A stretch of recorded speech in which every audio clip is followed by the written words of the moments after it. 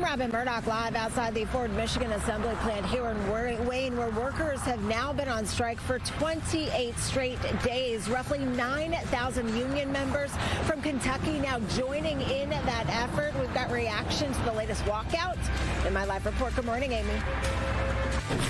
Good morning, Robin. New at 11, a man is in custody right now, accused of walking into the Warren Police Department this morning with a 3-foot-long sword. That then led to a manhunt. What we're learning about the suspect and how this one ended. Good morning, Brandon. Well, Amy, good morning. We have some breaking news. This morning, the retirees collecting Social Security will get a boost after receiving an historic boost last year. We're going to find out how much this one will be in their checks for next year. Working for you. Fox 2 News live at 11 starts now.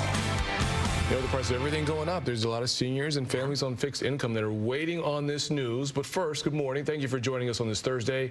I'm Brandon Hudson. And I'm Amy Lange, and we begin with an unexpected escalation in the UAW strike. More workers walking off the assembly line, this time at the Ford truck plant in Kentucky. The union blindsided the automaker by targeting one of its biggest money makers. Fox 2's Robert Murdoch is live with the new developments. Robin, the UAW is once again making a statement, trying to hurt Ford's bottom line. Yeah, this is a huge hit to Ford's bottom line. This is actually their biggest moneymaker, bringing in some $25 billion every year in revenue at that Kentucky plant alone. Now, what happened yesterday, the walkout certainly blindsided many who are used to hearing about the strike sites on Friday. Stalled contracts talks, though, led to the walkout. We came here today to get another offer from Ford. Unfortunately, this offer was the exact same offer they gave us 2 weeks ago. In our position, they're not taking us serious. UAW President Shawn Fain taking to Facebook yet again, this time, though, in a recorded message to announce he's switched gears in his stand-up and strike strategy with a surprise walkout at Ford's Kentucky truck plant. It's said to be the automaker's largest and most profitable facility to date. We on strike. They told everybody walk out. The roughly 9,000 workers at the plant in Louisville make Ford's heavy-duty F-Series pickup trucks and large SUVs like the Ford Expedition and the Lincoln Navigator. It alone generates $25 billion a year in revenue for the company. Unfortunate that the company's put us in this position, but they made it happen. This is on them. They have to own it. The latest move by the UAW brings the total number of striking workers to about 34,000 at 40-plus locations in more than 20 states. It's already resulted in thousands of layoffs and is estimated to have cost the auto industry more than $5 billion. I think what he's trying to do is put the other two companies in a position where they can make a counteroffer between now and Friday to try and avert that. And if they don't, he's probably going to announce strikes. In a statement regarding the strike at the Kentucky plant and what it describes as a record contract offer, Ford says the work stoppage will generate painful aftershocks, including putting at risk approximately a dozen additional Ford operations and many more supplier operations that together employ well over 100,000 people. Meanwhile, workers outside the Michigan Assembly here in Wayne, who have been picketing for 28 days straight now, continue to back President Fain every step of the way. I hate to see members walk out and not work, but I think it's a big advantage for us to, get the company moving in the right direction. Now, the workers that we spoke to out here say that they do support Fain and everything he has done up until this point. They say they will continue to support him. Obviously, he will have another Facebook Live update. It is expected to happen at 10 o'clock on Friday morning. You can, of course, watch it live here on Fox 2 News, or you can watch it online at fox2detroit.com. But, of course, stay with us for the very latest coverage. For now, we are live outside the Ford, Michigan Assembly plant here in Wayne. I'm Robin Murdoch for Fox 2 News. Well, Robin, we've been so used to seeing these announcements on Fridays and waiting for walkouts at that time, but this one came overnight. Is there any idea on when the next walkout will happen or where it may happen? Well, some of the auto experts, some auto analysts are saying that they do believe if progress is not made with GM's contract, that perhaps their location, their SUV plant in Arlington, Texas, that could be the next one to go on strike. As you know, it was spared due to some last-minute strides last week. But, of course, everything will become clearer at 10 o'clock tomorrow. Back to you. We'll see you then, Robin. We do appreciate it. Thank you. Well, now to the war in Israel, or war between Israel and Hamas. The U.S. Secretary of State Antony Blinken arrived in Israel today to address any additional help that America can offer. The visit comes as both sides continue to suffer heavy losses in the conflict. Fox's Marianne Rafferty has the latest. The Israeli military continues decimating neighborhoods in the Gaza Strip, vowing retribution against Hamas terrorists who launched deadly attacks in Israel over the weekend. We went on the offensive. Every Hamas member is a dead man. Hamas is showing no signs of backing down, firing more rockets at Israel as the war enters its 6th day.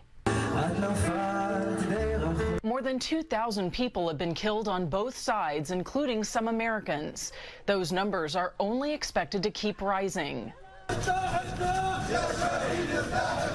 Morgues in the Gaza Strip are filling up with bodies as hospitals remain overwhelmed with hundreds of injured Palestinians. Israel sealed off the Gaza Strip from supplies, and the area's only power plant has run out of fuel. The U.S. National Security Council is working to help secure safe passage out of the Gaza Strip for everyday people looking to flee. Civilians are not to blame for what Hamas has done. Meanwhile, Israel has called on roughly 360,000 reservists to bolster its military. Some here in the U.S. are preparing to head back and serve. You go back home to protect your family. The mobilization of troops may signal a potential Israeli ground assault on the Gaza Strip in the coming days. But this could complicate the hostage situation, with more than 100 people taken captive by Hamas. The White House says that number includes some Americans. The National Security Council says the U.S. is still gathering information to figure out next steps in rescuing American hostages. Marianne Rafferty, Fox News. Meanwhile, a Royal Oak man is home this morning after making it back from Israel. John Lichtenberg was in Tel Aviv when missiles started flying. He was there for a video shoot on what was his first time in the country. He says when he first heard the sirens, he wondered if it was a drill, but then he quickly realized it wasn't.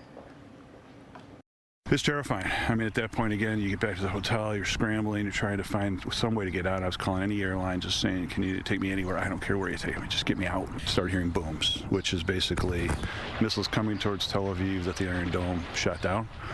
And a couple of them were really close. They were really close. Well, as we've been reporting, the death toll on both sides continues to rise with no end in sight. Stay with Fox 2 for continuing coverage of Israel's war with Hamas.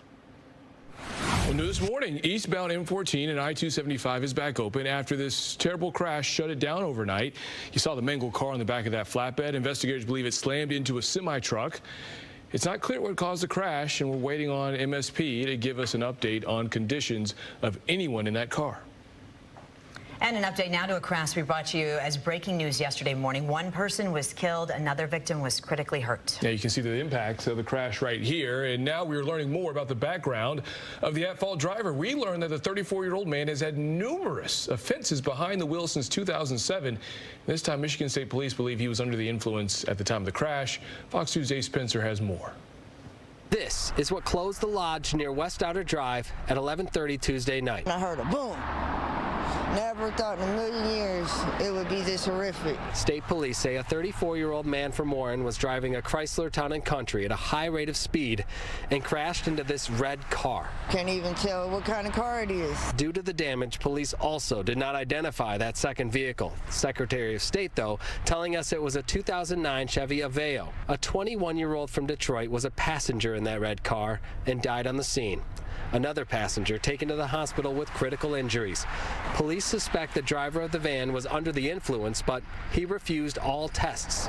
Digging into his driving record, we found at least 21 driving violations, many more if you include his failure to comply with court orders. The 34-year-old from Warren first had his license suspended for disobeying a traffic signal in July of 2007. 4 more offenses in 2008, careless driving, speeding, and driving on a suspended license. In 2009, he was pulled over for the exact same offenses and again had his license suspended. In 2010, he was issued a ticket for going 50 in a 35. Again, his license was suspended. 4 years later, he was arrested for controlled substances and fleeing and eluding. One more time, his license was suspended. In 2020, he was stopped for going 98 where the speed limit was 70. A couple months later, he was involved in an injury accident on a motorcycle. And this year, he was arrested on another controlled substance charge and convicted 1 week prior to this crash on the Lodge. That was Dave Spencer reporting, and Dave tells us that he has spoken to the Warren man's attorney, who wasn't aware of the latest crash. He didn't offer any other comment other than his client was a mild-mannered and nice guy.